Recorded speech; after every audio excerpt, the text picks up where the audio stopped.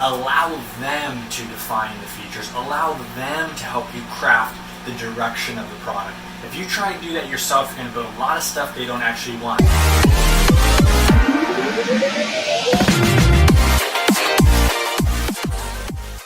Good morning.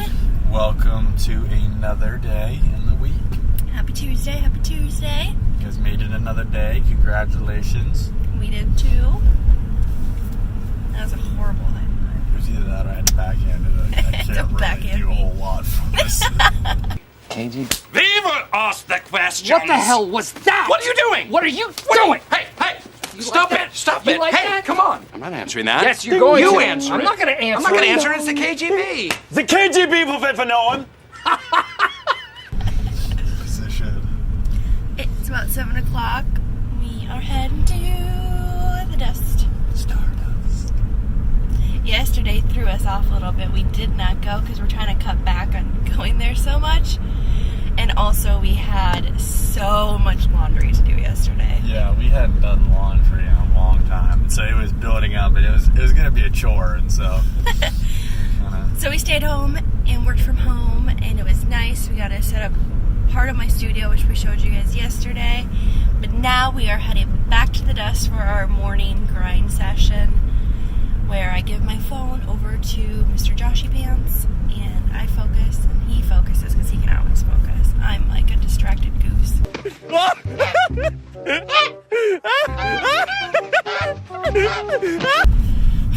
So, but yeah, that is going to be our morning. time to make it happen this morning. Time to make those dollar bills.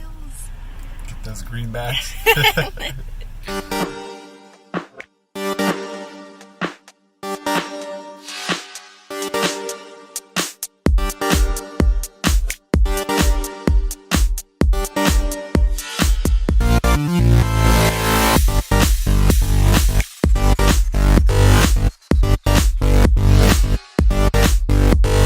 Bye, Josh.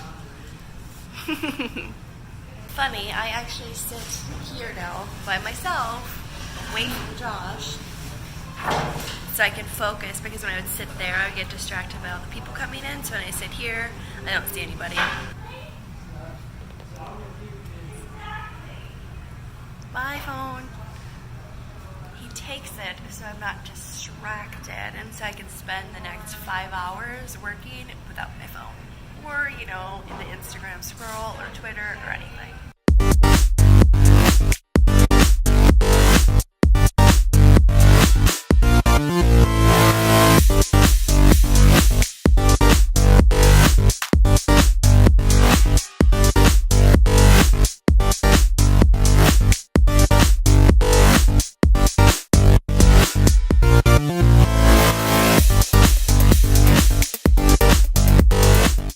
Random thought or question. Do you guys think that rainy or cloudy days bring more creativity? It's been super cloudy here for the past couple of days. I don't know if you can see. I'm sort of in this jungle area, but I feel like I'm just way more creative, or willing to work on creative work, or push the boundaries more when it's kind of dreary. I don't know. Random thought. I think one of the most important things when I think about building a product or a company in the SaaS space, which is software as a service for companies, unless you are an absolute expert in that industry, which generally you're probably not going to, don't try and make assumptions and guess what your customer's going to want. Build the base platform, the base functionality, and give it to them. Allow them to define the features. Allow them to help you craft the direction of the product. If you try and do that yourself, you're going to build a lot of stuff they don't actually want. But when it comes directly out of their mouths, they're going to tell you exactly what their pain points are, where your product sucks, where it needs to improve. Let them build it out. Don't try and make product assumptions. Allow your customers to tell you what to build. It's your job to interpret it, but don't just guess on a feature. Let them tell you. My sugar cutie is so smart. Josh is a SaaS expert. Well, he's getting there. I mean, it's through doing and building and all that sort of stuff, because they've gone through, and when I was there, pivots, when I was working with Josh at his company, we pivoted what we were even building because we realized that particular audience, it wasn't a need for them. We could have spent months building it out even more. But the thing is, we delivered an MVP to them as soon as possible and got it in their hands. And because it was in their hands, we actually realized it wasn't a real problem. They'll tell you either way. They're either going to help you make something extremely valuable or help you identify that your product isn't worth anything. And the one company, they really did like it and use it, but it wasn't a need for them. It was a nice to have. So those are the things that we figured out. You know, Josh mostly. I did a lot of the cold calling help. But you definitely helped. I mean, you made thousands of calls. Which you have to do in the early days. Yeah. We have lunch. I made chicken, peas, and Alfredo, and Joshy made us deviled eggs. So we're going to eat. Both are delicious.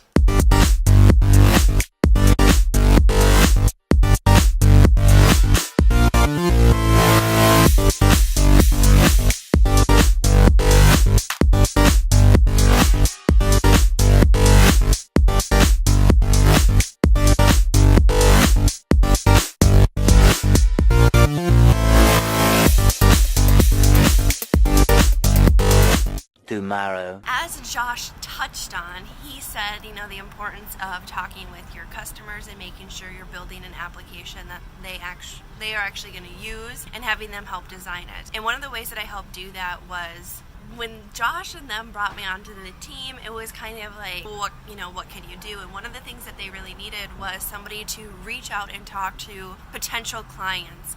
And how we did that was we bought a list, and I basically just cold called and cold emailed hundreds and if not thousands of people, just trying to better understand the industry and understand the problems that they were actually facing and trying to get them on demos. Even though the product wasn't done, you know, we were scheduling demos hoping that people would jump on with us to give us their feedback and input on the application itself and what features they really needed it to have, stuff that would make their lives easier. And a lot of stuff is we wouldn't think about because we're not in that industry. And that's something that's super important. I know Josh and I can't stress that enough, is talking with your potential clients immediately or as soon as possible. So I'd say another startup tip that I think about when it's like a really valuable thing to understand and know in the early days, which is a lot of times in the tech world, the ability to generate revenue and be profitable is kind of pushed aside in the goal and the mission for growth and users.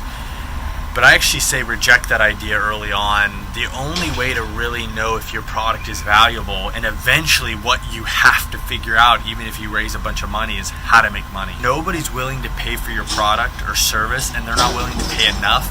You're never going to have a business. All you'll have is an idea that people use. So if you're trying to build a business, solve for cash in everything you do. Figure out where your pricing point is, how fast you can get there, what feature or what level does the product need to get to so that you can start charging as soon as possible. Cash is the oxygen to your business. It's the one and only determining factor of whether your product is ever going to be valuable. It might be different in the consumer world and, you know, having millions of users that you can advertise to later, it's different. But I'd say if you're building a business, a software for B2B or businesses or even to consumers that's going to require them to transact, and it's not like a social network where you get millions of users, always solve for cash. That is the thing that will keep your business alive. It's the thing that will keep your business growing. It's the only determining factor of whether you'll survive or have anything valuable, or like if what you're building is actually valuable. So I'd say that solve for cash in every scenario as fast as possible, even when you're building your products, when you're talking to your customers, because they'll only pay for what they actually value. And when you get the money and they actually value your product, that's when you can build a good business on top of that product. I have to be in like a weird squatting position. My thighs are going to start burning real fast.